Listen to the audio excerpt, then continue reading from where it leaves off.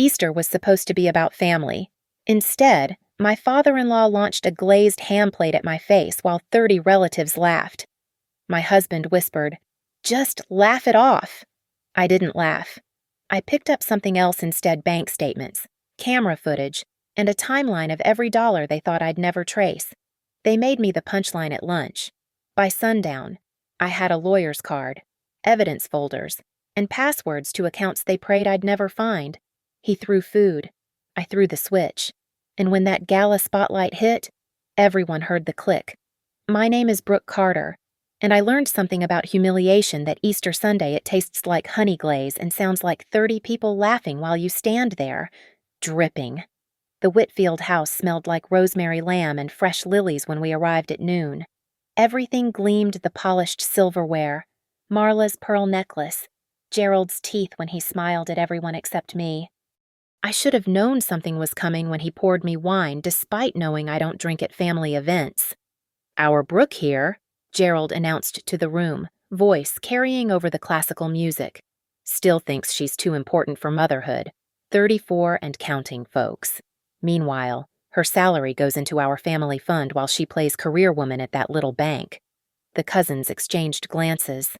Aunt Patricia pursed her lips. I felt Evan's hand on my knee, not comforting. Warning. "Actually, Gerald, I contribute to the household expenses, not a family fund," I said, keeping my voice steady. "And we've discussed the timeline for children." "Discussed?" He laughed, cutting into his ham. "You mean you've dictated? Poor Evan here, waiting for his wife to remember her priorities." "Dad," Evan murmured, but it was weak, barely there. I set down my fork. "My priorities include ensuring our financial stability before—" That's when it happened. The plate left Gerald's hand in one smooth motion, sailing across the table like he'd practiced it. Honey-glazed ham, sweet potatoes, green beans, all of it splattered across my white Easter dress. The sauce was still warm when it hit my chest. The room erupted, not in gasps or concern, but laughter. Genuine, belly-deep laughter, like Gerald had just delivered the punchline to the world's best joke. "Oh my God, did you see her face?" Cousin Derek wheezed. Through the chaos, Evan leaned close to my ear. "Just laugh it off," he whispered. "It's Easter. Don't make a scene." I stood, ham sliding down my dress onto Marla's imported Persian rug. "Excuse me."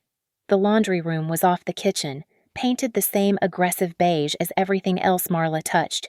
I ran water in the utility sink, watching the honey sauce swirl pink down the drain. My hands shook as I dabbed at the stains, and that's when I saw at Gerald's ledger, left open on the folding table. Q1 Family Fund contributions. The header read, "My February deposit of $2,000 was logged as monthly allowance from B." Another line, "March Roof Repair Fund.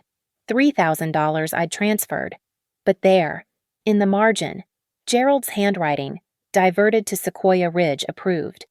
Through the door, I heard Evan laughing at something his father said. The same laugh from our wedding day, from our anniversary dinner, from every moment I'd thought we were partners. I pulled out my phone and photographed every page. Then I noticed the Ring doorbell monitor mounted on the wall, showing the front porch. The timeline bar showed it had been recording all day, including our arrival, when Gerald had made his first joke about my withered eggs, loud enough for the neighbors to hear. "Brooke." Marla's voice drifted through the door. "Don't be dramatic, dear. It was just a bit of fun." I looked at myself in the mirror above the sink. Mascara intact, hair still pinned, but something had shifted in my face. The woman staring back wasn't the one who'd walked in carrying a homemade pie and hope for family harmony. "If they want a joke," I said to my reflection, watching my lips form each word, "I'll give them the punchline they'll never forget." I walked back to the dining room, dress still damp and stained. Gerald raised his glass when he saw me. "There she is, our sensitive little banker. Pour her some wine. Evan. Maybe it'll help her relax?" I smiled, not the polite smile I'd perfected over 4 years of marriage, but something new, something that made Gerald's grin falter for just a second. "You're right," I said, taking my seat. "I should relax. After all, it's all just fun and games, isn't it?" Under the table, I forwarded the photos to my personal email. The first move in a game they didn't know had started. Check. The gaslighting started before we even left the Whitfield house that Easter Sunday. "You're overreacting," Evan said in the car, eyes on the road. "Dad was just being Dad. Everyone was having fun." He threw a plate of food at me. He tossed it. "There's a difference, and you did challenge him about the finances in front of everyone." I stared at my husband's profile. I corrected a lie. "You embarrassed him in his own home on Easter." By Tuesday, the family group chat had rewritten history entirely. Marla's message at 7:43 a.m. "Hope Brooke is feeling better. Holiday stress can make us all a bit sensitive." Gerald's response: "Maybe she needs a vacation. All that work pressure isn't healthy for a woman planning to start a family." Aunt Patricia: "Poor Evan. So patient." I screenshot everything. Wednesday brought the family dinner at our house. I'd made lasagna from scratch, set the table with our wedding china, played the perfect hostess. Gerald arrived carrying a bottle of wine and immediately took over the conversation.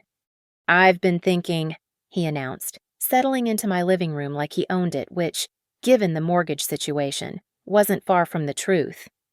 "Brooke, sweetheart, you're clearly overwhelmed. Why don't you take a step back from work? We can help with the house payments." "That's generous, but unnecessary," I replied, passing the salad. "Is it?" Gerald's eyes gleamed. "Evan tells me you've been forgetting things. Missing deposits to the household account? Getting confused about family contributions?" I looked at Evan. He wouldn't meet my eyes. "I haven't missed any Tuesday's transfer." Evan interrupted.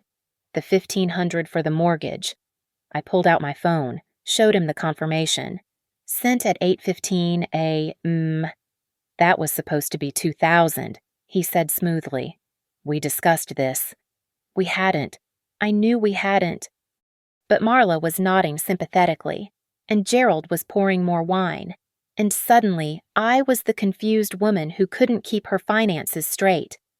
"Maybe you should let Evan handle the money for a while," Marla suggested, patting my hand. Smart women know when to delegate.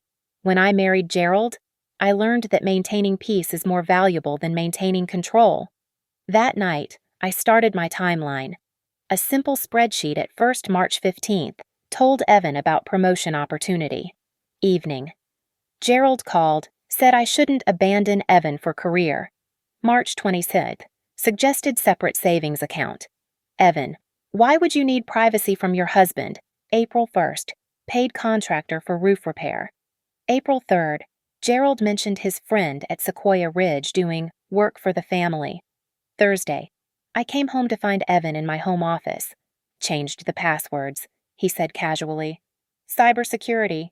You know that bank of yours probably has your login info compromised." "I work in risk management. I think I know about cybersecurity." "Do you?" He turned my laptop toward me. "Then why did you send that emotional email to your supervisor about feeling overwhelmed and needing reduced responsibilities?"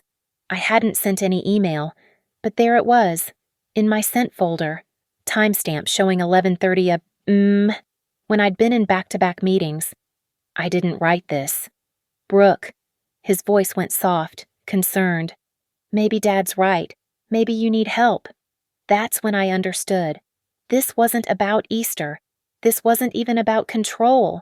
This was about breaking me down until I couldn't trust my own memory, my own judgment, my own worth. "You're right," I said, surprising him. "I do need help, but not the kind they thought." That night, after Evan fell asleep, I sat in the bathroom with my phone, creating new accounts he didn't know about, downloading bank statements, photographing receipts, building my own version of reality, fact by documented fact. Marla texted at midnight, "Remember, dear, happy wife, happy life. But a quiet wife makes a happy husband. Choose wisely." I typed back, "You're absolutely right. I'm learning to be very quiet." What they didn't understand was that silence isn't submission. Sometimes, silence is surveillance. Every patronizing comment, every financial discrepancy, every gentle suggestion that I was too emotional, too sensitive, too ambitious, I documented it all. By Friday, my timeline had grown to 12 pages, color-coded, cross-referenced, backed up in 3 different locations. Gerald had taught me something valuable that Easter Sunday. He'd shown me exactly who they all were. Now, while they performed their concerned family routine, I was studying them like the risk assessment profiles I built at work, and every risk had a mitigation strategy. Mine was already in motion. The kitchen light cast shadows across my spreadsheets at 2:15 a.m. The dishwasher hummed its late-night cycle while I worked, transforming chaos into evidence. Risk management had taught me that every transaction tells a story. The Whitfield family finances were a novel of misdirection. I started with our joint account statements, the ones Evan thought he'd locked me out of. He'd forgotten about the paper statements I'd insisted on for backup stored in a filing cabinet he never touched. 3 years of data spread across my kitchen table like a map of betrayal. January, my $4,000 bonus deposited. Memo line, Household Improvement Fund. February, $4,000 withdrawn. Payee Sequoia Ridge Logistics. The pattern repeated monthly. My contributions went in labeled as household expenses, then vanished into Sequoia Ridge, always just under the $5,000 reporting threshold. I cross-referenced with my phone photos from Gerald's ledger. Every roof repair, foundation work, and emergency plumbing payment matched a Sequoia Ridge withdrawal within 48 hours. But our house had no new roof, no foundation work, no plumbing updates. The Ring doorbell app on my phone held more treasures. I'd convinced Evan to install it last year for safety. He never knew it backed up to my personal cloud. Scrolling through the footage, I found Gold Gerald arriving at 10:45 p.m. on March 18th, carrying manila envelopes. April 2nd, 11:20 p.m. Another visit. Always late, always with packages, always when Evan coincidentally had his weekly poker night. I downloaded everything, organizing files with the precision I used for regulatory audits, folder structures, naming conventions, metadata preserved, the kind of detail that would make a forensic accountant weep with joy. The refrigerator hummed as I discovered the masterpiece, a contract between Whitfield Home Supply Group and Sequoia Ridge Logistics, dated 6 months ago. Sequoia Ridge would provide consultation services for exactly the amount Gerald's company donated to Riverton Country Fellowship tax deductible. Of course, the church would then hire Sequoia Ridge for community improvement projects that never seemed to materialize. My laptop screen glowed with another revelation. The email Evan claimed I'd sent to my supervisor.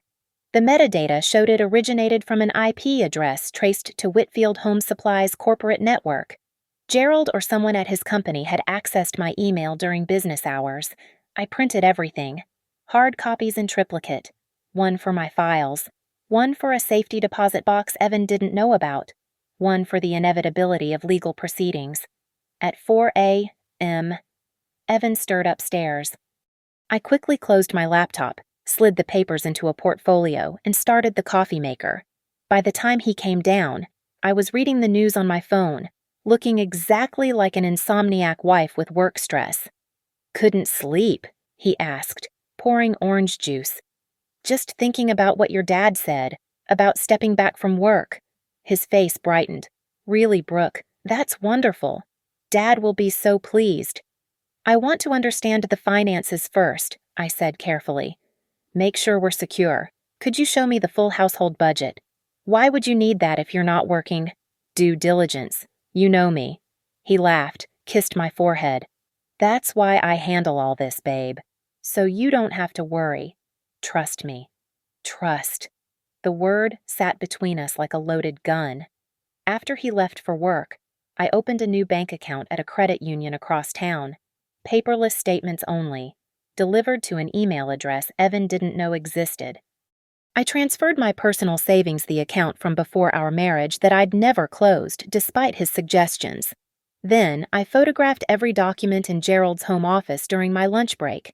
He'd given me a key last year for emergencies, never imagining I'd use it for archaeology. His filing system was meticulous and damning. Shell companies layered on shell companies, all funneling money through charitable donations and contractor fees.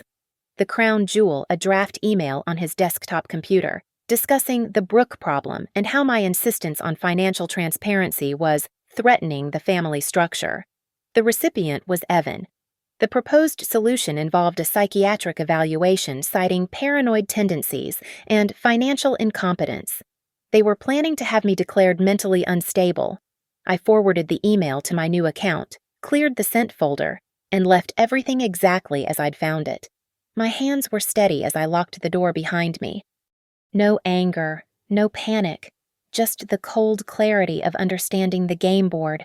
That evening, I made Evan's favorite dinner, smiled at his stories, agreed that yes, maybe I had been stressed lately, watched him relax into the certainty of his victory. "I'm thinking of seeing someone," I said over dessert. "A therapist. For the stress." His eyes lit up. "That's a great idea. Dad knows someone." "I already found someone. Through my insurance. Dr. Sarah Brennan." What I didn't mention, Dr. Brennan specialized in financial abuse and gaslighting victims. Our first session was tomorrow, and I was bringing my timeline. The audit was complete. Now for the reckoning. Aisha Reynolds' office smelled like leather and justice.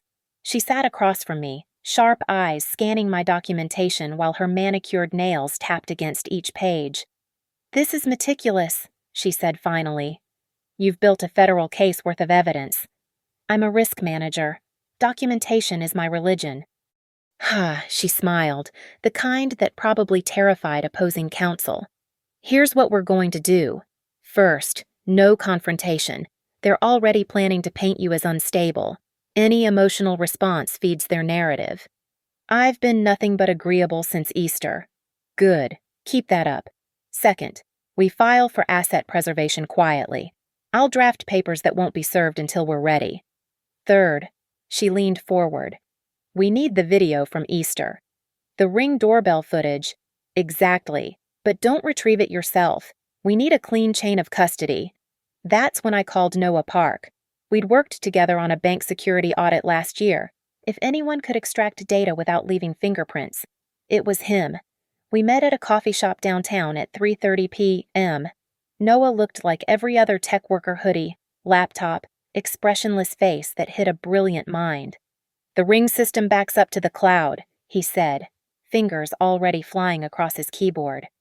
"If your husband has auto-sync enabled on any shared device." "He does." "Our iPad." "Perfect. I'm not hacking anything, just accessing data from a device you jointly own." He turned his screen toward me.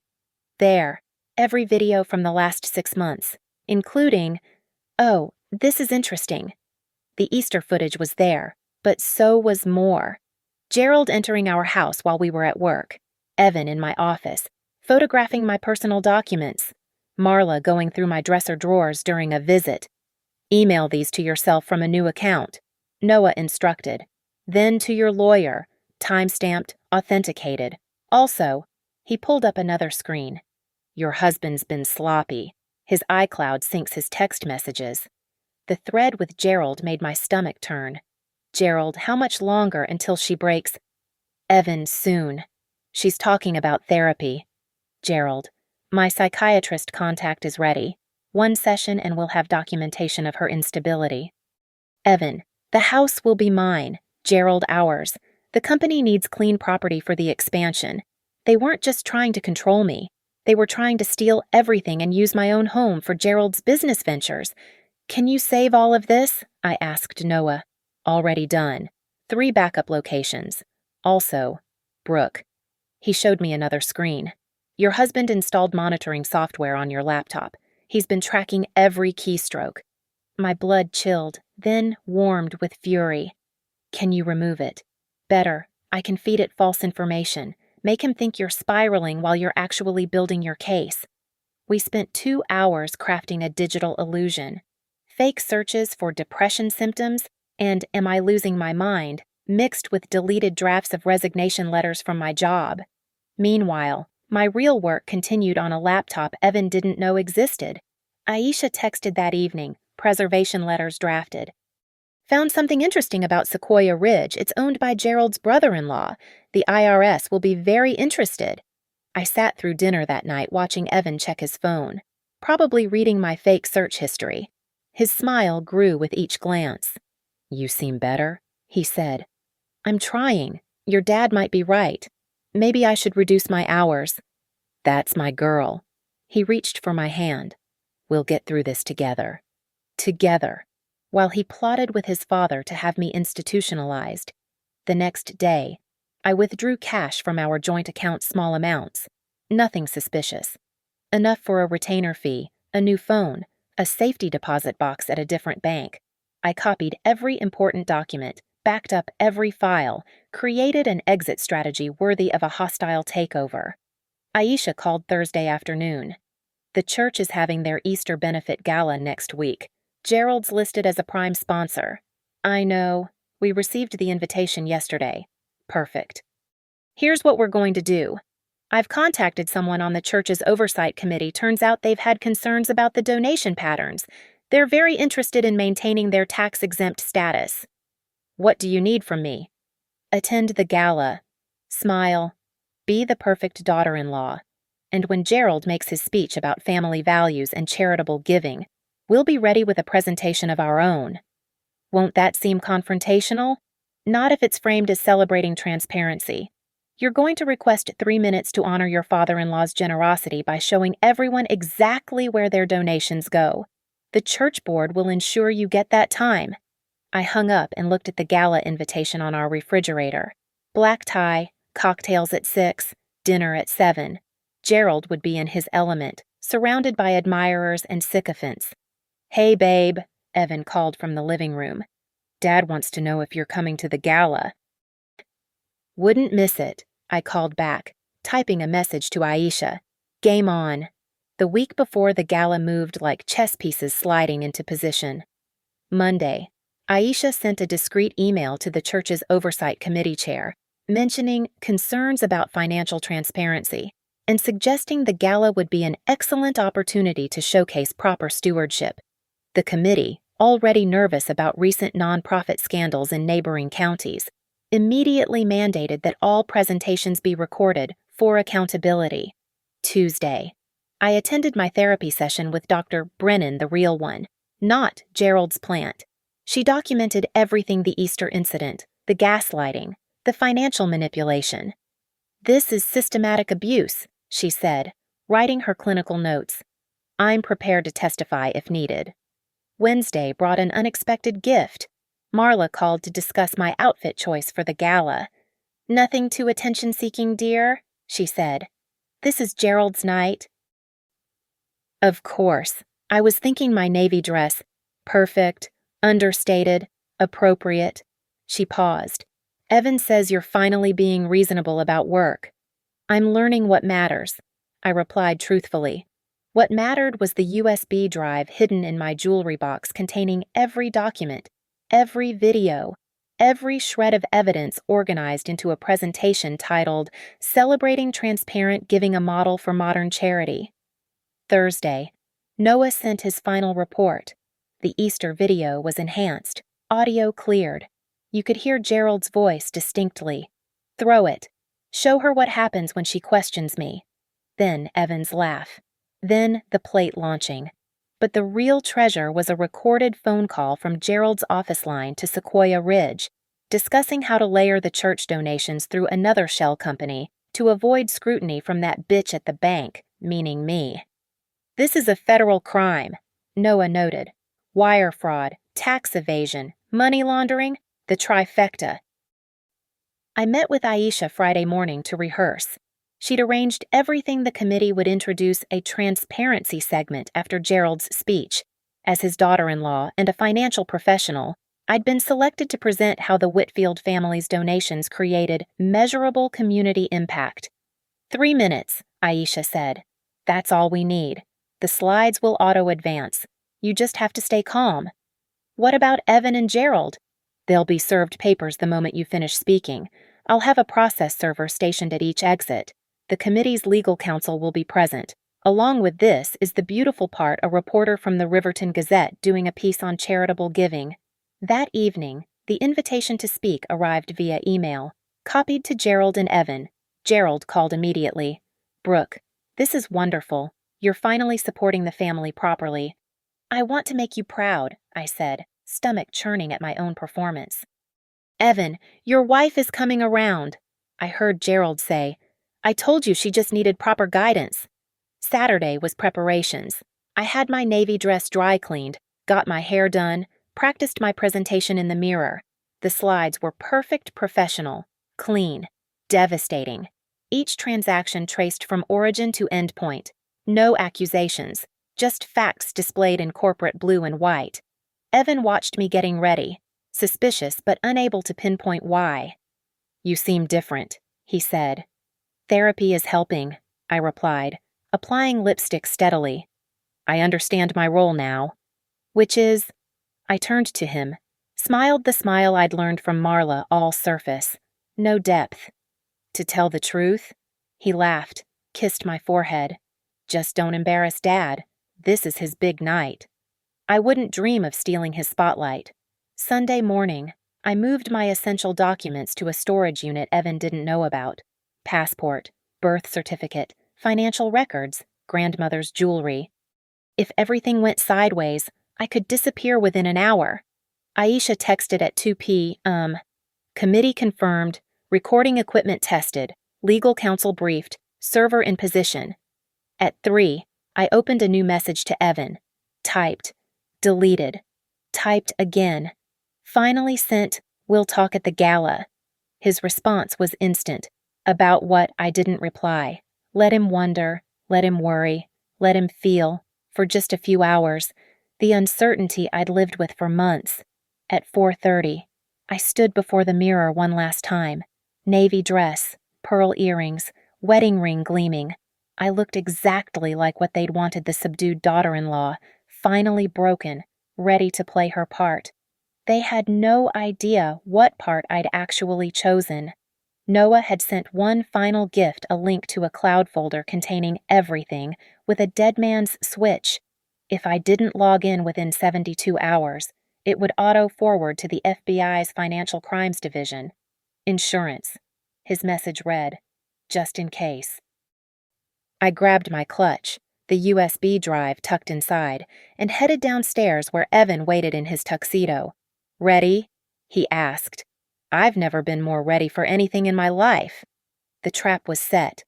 All that remained was the spring. The Riverton Country Club ballroom glowed amber under crystal chandeliers. 300 of the county's finest clinked champagne glasses, while a string quartet played Mozart. Gerald stood at the center of it all, working the room like a politician, his silver hair catching the light. "There's my favorite daughter-in-law," he boomed when he saw me, pulling me into a performance hug. His cologne was suffocating. "Ready to show everyone what family unity looks like?" "Absolutely," I said, feeling the USB drive's weight in my clutch. Marla air-kissed my cheek. "You look appropriate, dear." "Well done." The committee chair, Mrs. Davidson, approached during cocktail hour. A 70-year-old steel magnolia who'd run 3 major nonprofits. She wasn't someone easily fooled. "Ms. Carter," she said quietly, "your presentation materials have been loaded into our system. The recording equipment is functioning perfectly. Thank you for this opportunity." Her eyes held mine. "Transparency is the cornerstone of faith-based giving. I'm sure your presentation will be illuminating." At 7:15, dinner was served. I sat between Evan and his cousin, pushing salmon around my plate while Gerald regaled the table with stories about his charitable vision. Every few minutes, Evan would touch my hand, checking my temperature like I was a volatile substance. At 8:30, the speeches began. The pastor praised Gerald's generosity. The youth minister thanked him for saving the community center. Then Gerald took the stage, and the room erupted in applause. "Family," he began, his voice filling the space. Everything I do is for family. My beautiful wife Marla, my successful son Evan, and his lovely wife Brooke, who's finally understanding that true wealth isn't measured in bank accounts, but in the legacy we leave. People nodded. Someone whispered, "Beautiful." This year alone, Gerald continued, the Whitfield family has contributed over $200,000 to this community through our various initiatives, every penny guided by faith, family, and fiscal responsibility. More applause. He was building to his crescendo when Mrs. Davidson stood. "Thank you, Mr. Whitfield." And now, in the spirit of transparency that our congregation values, we've asked someone with professional financial expertise to showcase the impact of these donations. Brooke Carter, would you join us? Gerald's smile flickered. This wasn't in his script, but with 300 people watching, he had to keep his mask on. I walked to the podium, steady in my heels, and connected my USB. The first slide appeared on the massive screens flanking the stage, celebrating transparent giving the Whitfield model. "Good evening," I began, my voice clear. As someone who works in risk management, I've had the unique privilege of analyzing the innovative giving structure the Whitfield family has created. Gerald relaxed. Evan exhaled. "Let's begin with the flow of funds." Click. A flowchart appeared. As you can see, donations from family members, including my own contributions, enter through what's labeled the Family Fund. Murmurs from the audience. Some recognized their own names on subsidiary donation lists. These funds then travel to Riverton Country Fellowship. Click. From there, they're allocated to community projects via Sequoia Ridge Logistics, a company that specializes in, click, being owned by Mr. Whitfield's brother-in-law. The murmurs grew louder. Gerald stood halfway. What's particularly interesting," I continued, as the auto advance kicked in, "is that Sequoia Ridge bills the church for services, click, an invoice appeared, that correspond exactly to tax-deductible donations made by Whitfield Home Supply Group." Mrs. Davidson stood again. "Please continue. Ms. Carter, this is exactly the transparency we need." Click. Here's where it gets truly innovative. The money cycles back through construction contracts. Click. Photos of our house, unchanged despite supposed renovations, that exist only on paper. "This is ridiculous," Gerald shouted, but the screens kept advancing. Click. The Easter video began playing. The sound of the plate hitting me. Gerald's voice. "Show her what happens when she questions me." Evan's laugh. The room gasped collectively. "But perhaps most concerning," I said over the video, "is this email thread discussing having me declared mentally incompetent for questioning these transactions." Click. The emails appeared, 40 feet tall on the screens. "You manipulative bitch," Evan screamed, starting toward the stage. That's when Aisha stepped out from the side door. Mr. Whitfield Jr., please remain where you are. You're being served with civil papers for fraud, domestic violence, and financial abuse." 2 process servers appeared, blocking the exits. Mrs. Davidson took the microphone. "The church board will be conducting a full audit immediately. The authorities have been notified." The reporter from the Gazette was photographing everything, typing rapidly on her phone. Gerald's face had gone from red to purple to ghost white. 14 seconds of video," I said into the chaos. "That's all it took to show the truth. Imagine what 3 years of documentation will reveal." The screens went dark. The room exploded in shouting, chairs scraping, people demanding answers. But I walked calmly off the stage, past Evan's reaching hands, past Marla's shocked face, past Gerald's sputtering rage. The switch had been thrown, the lights were on, and everyone could finally see. The ballroom erupted into controlled chaos, but Aisha moved with surgical precision. She stepped forward, her voice cutting through the noise like a blade. "Mr. Gerald Whitfield," she announced, handing him a thick envelope. "You're being served with a civil complaint for assault, battery, and intentional infliction of emotional distress. The video evidence has been preserved and authenticated." Gerald's hands shook as he took the papers. His lawyer's mask had shattered completely. "Mr. Evan Whitfield," Aisha continued, "serving my husband. Civil complaint for financial abuse, breach of fiduciary duty, and conspiracy to commit fraud. Your joint assets are hereby frozen pending investigation. You can't do this." Evan lunged toward me, but the process server 6 feet of former military stepped between us. Aisha pulled out another document. "This is a judicial order for accounting. All Whitfield family financial records, including personal and business accounts, are subject to immediate preservation. Any destruction of documents from this point forward is criminal obstruction." Mrs. Davidson had taken control of the microphone. "Ladies and gentlemen, please remain seated. The board's legal counsel needs to document everyone present." That's when the side door opened again. 2 representatives from the county tax assessor's office entered, badges visible. "Mr. Whitfield," the senior agent addressed Gerald, "we received a formal complaint with supporting documentation regarding potential tax fraud involving charitable donations. We'll need you to come with us for questioning." "This is entrapment," Gerald shouted. "She set me up." "No," I said, stepping forward one last time. "You set yourself up? I just kept the receipts." Aisha handed a leather folder to Mrs. Davidson. "Certified copies of all financial records, notarized and authenticated. The church's liability insurance should cover any fraudulent transactions, but you'll want to file claims immediately."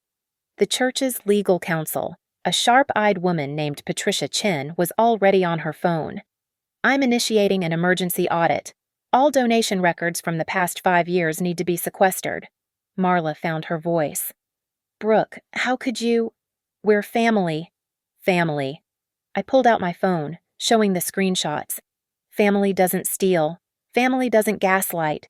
Family doesn't plan to have someone institutionalized for asking questions." The reporter approached. "Ms. Carter, can you comment on Aisha intercepted? My client will provide a full statement after legal proceedings are initiated. However, I can confirm that all evidence has been provided to appropriate authorities, including the FBI's White-Collar Crime Division." That word FBI rippled through the crowd like electricity.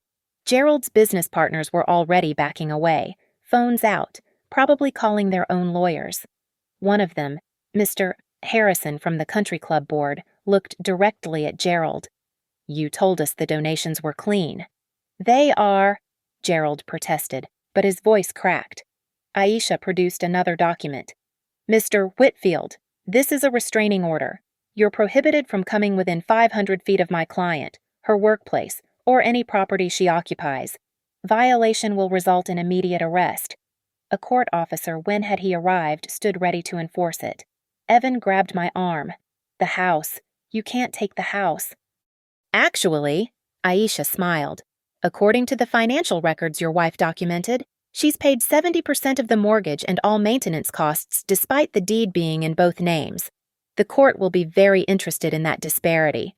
I looked at Evan one last time. His face was a stranger's, desperate, mean, small. "I gave you every chance," I told him. "Every single day. I hoped you'd choose me over him. But you laughed when he threw that plate. You laughed." The tax agents were escorting Gerald toward the exit. He turned back, his face twisted with rage. "You've destroyed everything. The business, the reputation, everything 3 generations built." "No," I said clearly, so everyone could hear. "You destroyed it the moment you decided fraud was a family value." Mrs. Davidson approached me as the room churned with gossip and phone calls. "Ms. Carter, the board owes you a debt of gratitude. Without your courage, we might have lost our tax-exempt status." I just wanted the truth out. She pressed a business card into my hand. "My nephew runs a major investment firm in the city. They value ethical risk managers. Call him." The room was emptying now, guests fleeing the social disaster. Evan stood frozen, papers in hand, watching his world collapse. Marla was crying, mascara streaming. Her perfect facade finally cracked. Aisha touched my elbow. "Time to go. The hard part's over." As we walked toward the exit, I pulled out the house key, the one to the home I'd shared with Evan, and set it on the gift table. "Ms. Carter," the court officer said, "we'll need you to sign some documents confirming receipt of the restraining order."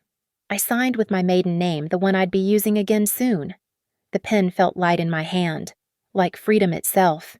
Behind us, the Whitfield empire was crumbling, one legal document at a time. The ballroom doors hadn't even closed behind us when the real finale began.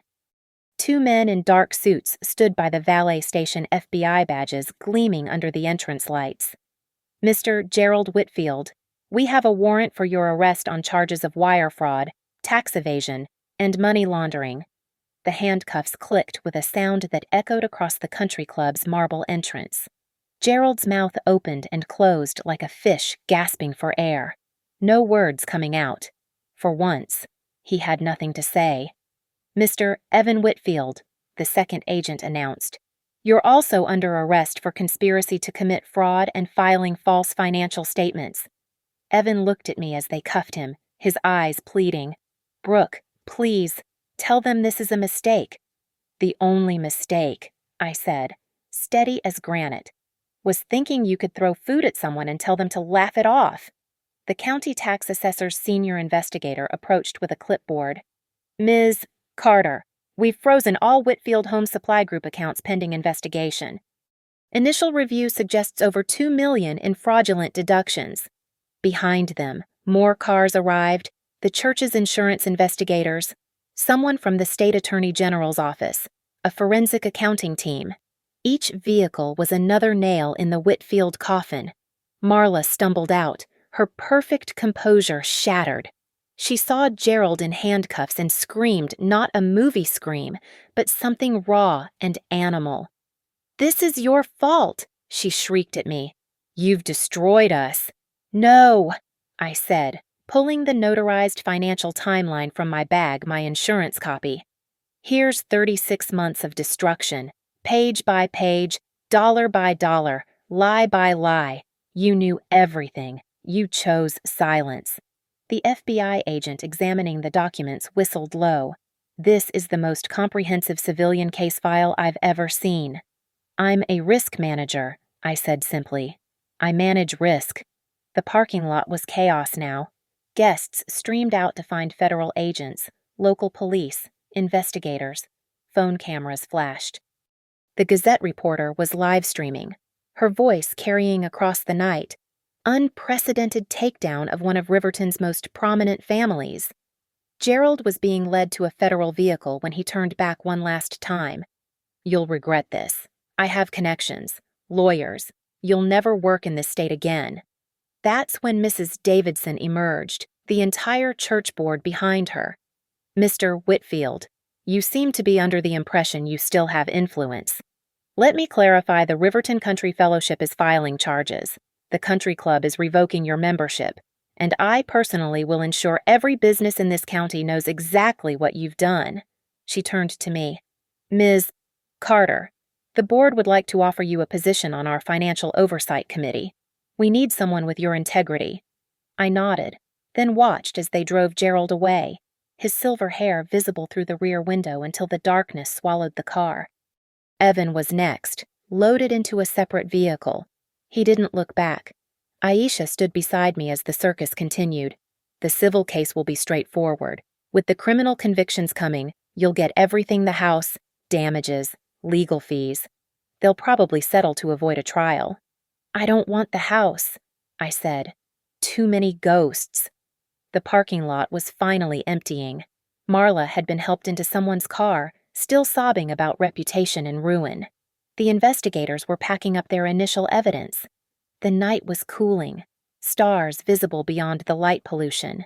I walked to my car, the one I'd bought before marriage, the one truly mine, and set down my clutch. Inside was the USB drive, now unnecessary. The evidence had been served, the switch thrown, the truth illuminated for everyone to see. My phone buzzed. A text from Noah. "Check the news. You're trending." Another from Dr. Brennan. "Proud of you. Real healing starts now." One from my mother, who'd been kept in the dark to protect her. "Honey, what's happening?" The news says Evan was arrested. Tomorrow I'd explain everything.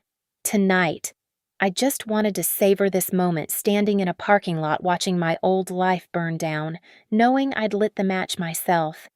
I pulled out the one thing I'd saved from the house that morning, my grandmother's compass, the one she'd given me when I graduated college. "So you never lose your way," she'd said. I hadn't lost my way. I'd found it. The valet brought my car around. As I tipped him, he whispered, "That was badass, ma'am." I smiled a real smile, not the practiced one I'd worn for 3 years. He threw food. I threw the switch. The engine purred to life. In the rearview mirror, the country club grew smaller, the lights fading to pinpricks. Ahead, the highway stretched dark and full of possibility. My phone rang, an unknown number with a city area code. "Ms. Carter. This is James Davidson from Davidson Equity. My aunt says you're the most thorough risk manager she's ever met. We have an opening for a senior director position, 7-figure salary, full autonomy, and a team that values transparency above all. Interested." I glanced at the compass on my dashboard, its needle pointing steadily forward. "Very interested," I said, accelerating into the night. "Let's talk tomorrow." Behind me, the Whitfield empire continued its collapse. Ahead, my life, my real life, was finally beginning. The plate had been thrown, the switch had been flipped, and I'd never have to laugh it off again. Thank you so much for listening to this story of justice served cold. Where are you listening from? I'd love to know in the comments below. Let's connect across the miles. If this story of standing up to abuse resonated with you, please subscribe to the channel and share your thoughts. Your own experiences and reactions make this community stronger. Remember, document everything, trust your instincts, and never let anyone make you laugh off disrespect. Until next time, stay strong and keep fighting for your truth.